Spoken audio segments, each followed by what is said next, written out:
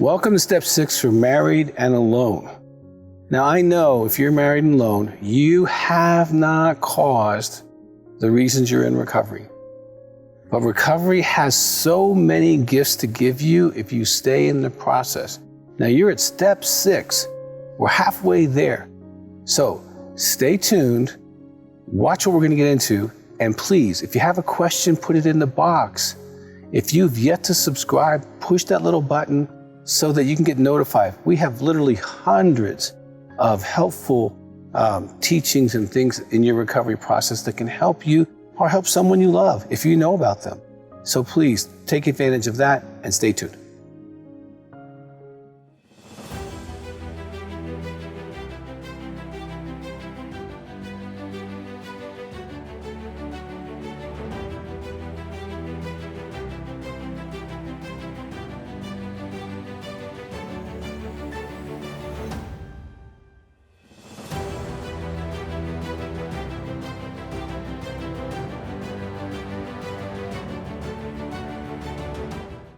Welcome back. Today we're going to talk about step 6 for married and alone. Now, I want to first say congratulations if you have been actually doing the workbook steps 1 through 5. If you're working in the married and alone workbook on the steps, you are making some real progress. And then what we're doing here is just giving you kind of the general idea, kind of the thought process, but the work, I don't want you to confuse listening to me and doing your own work. Because if you do your own work, you're going to get the benefit. If you just listen to me, you're going to get knowledge.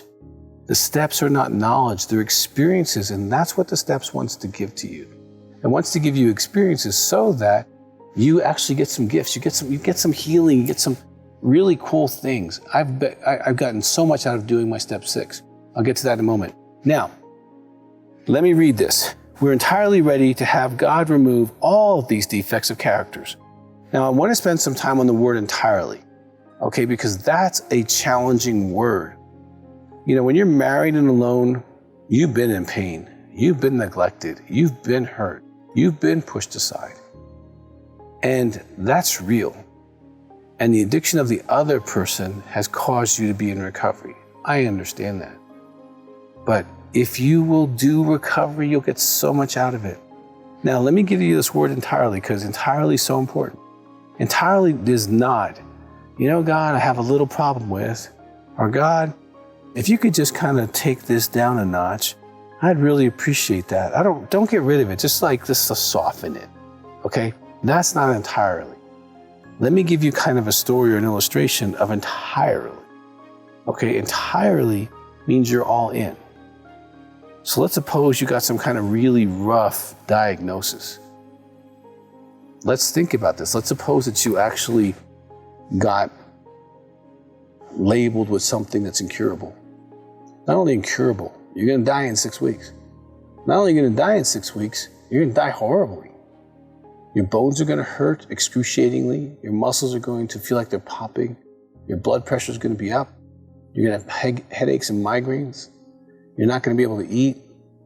You're going to throw up anything you do, and you're in pain.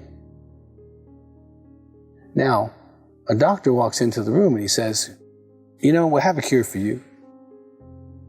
If you will follow what I need you to do, you will never have this pain again.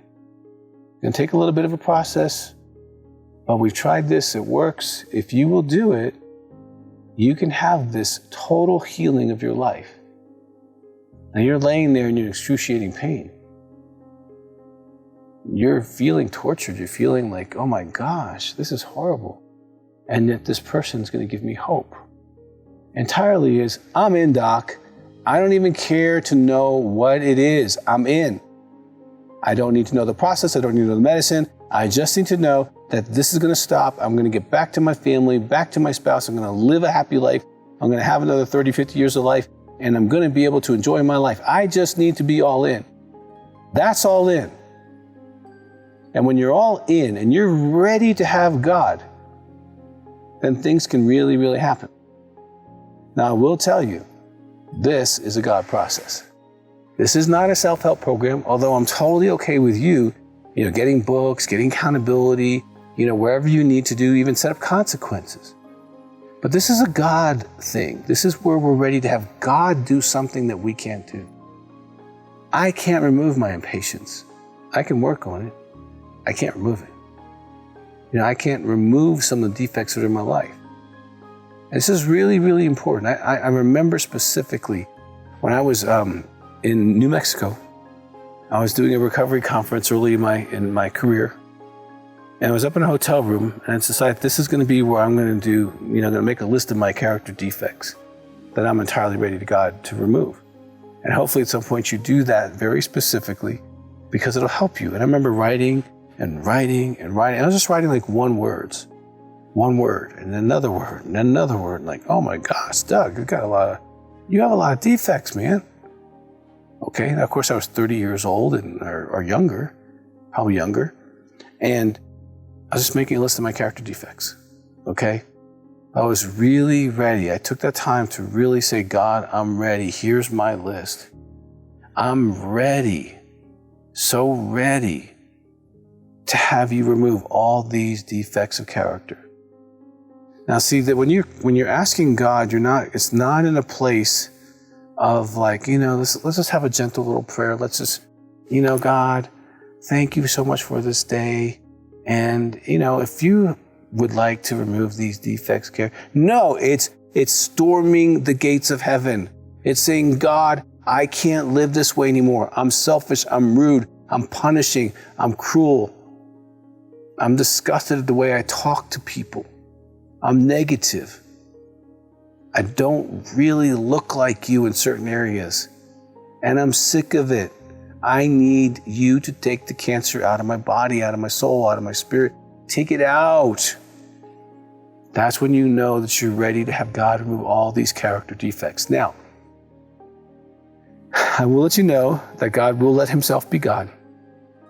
And that God's going to say, okay, thank you. And he's going to take the position of the surgeon. And as the surgeon, he's going to create a list of priorities. Now, you might think your impatience is the most important thing, but he might think the way you judge people is more important. And he will begin to knock on the door of doing those things for you. Now, I tell people in step 6, it's really, really important to stay close to God. And if you got this massive splinter in your finger and someone's halfway across the room, they can't help you out. So you want to be close to God. You want to be so close that he can grab a hold of that thing and he can pull it out of you. You want to be close to God in step 6 because he's going to be in a process and you want to hear it. And it might be serendipitously. I'll never forget, I was sitting outside of a therapy group in a psychiatric hospital because I was a tech. And my job was to make sure that nobody got out of the room. And so I would just sit there and someone gave me a book. It was called Sugar Blues. And I wasn't really expecting to get much out of it. I was just reading it because it was there. And I started reading it. I got really convicted about my sugar addiction. Because at that point, I was known always to have, not the little bags, but the big bags, like the 1 pound bags of peanut M&Ms. That, to me, that's the perfect food. Protein, chocolate, it's awesome. And so I would always have these in my bag, in my backpack, when I was getting my master's degree. And I sat there reading this book and I wasn't expecting God to deal with the character defect of my sugar addiction. From that point, I was off for 10 years and I've been off 10 years again and 10 years again. I've had sugar in probably over 12 years now, refined sugar. But that was a defect that I didn't see that he saw. And it would affect my moods and I got tired all the time. It was a problem. But see, let God pick the order. That's not what step 6 is. Step 6 isn't you helping God. Step 6 is turning your defects over to God, kind of like you did in step 1, where you turn or step 3, where you turn life and will over to God. Here you say, here's my defects. You do what you can, when you can, how you can. And trust me, I've heard so many stories of God doing fantastic things with their defects of character. Sometimes they're painful. And what I really strongly encourage you, don't hold on to them when he's starting to pull it out of you. Don't dig your claws in and say, no, no, no. Say, okay, God, it's time. It's time that I stop being so rude. It's time I stop being so selfish. It's time I stop being arrogant or grandiose or maybe even self-loathing. That to me is a huge character defect. I see a lot, and a lot more in women than men, but they put themselves down and they talk negatively. They talk about how limited they are. That's definitely a character defect.